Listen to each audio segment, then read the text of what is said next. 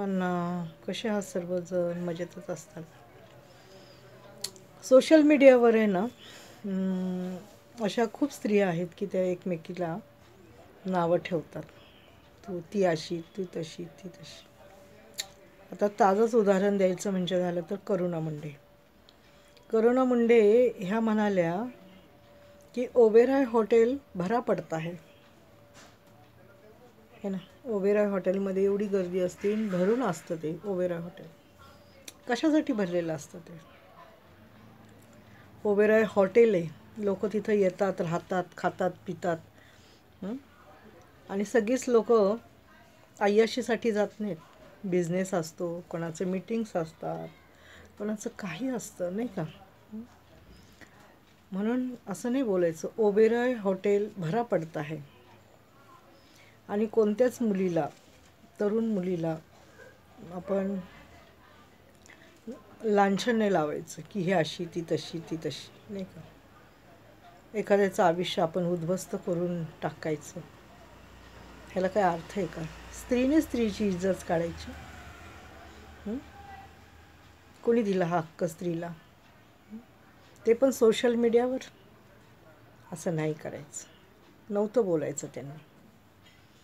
आता त्यांची पत्नी आहे ना, मुंडेंची पहिली पत्नी आहे ना राजेश, ती बोलली का कधी करुणाविषयी काही? ती पण तर त्यांची पहिली पत्नी असताना नंतर दुसरी पत्नी झालेली आहे ना.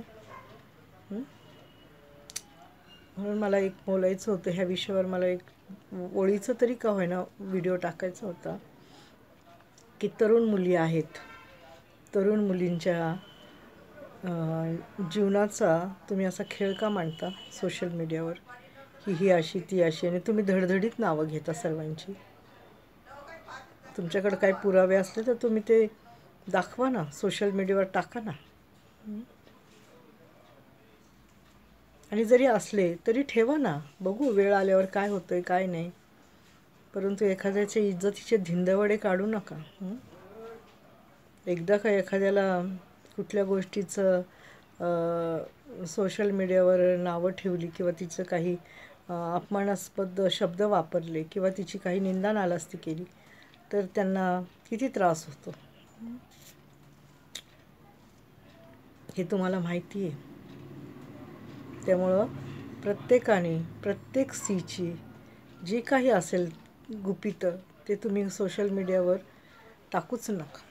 त्यांनी काय होईल, एखाद्याची इज्जत जाणार नाही आणि कोणाला मानसिक त्रास होणार नाही.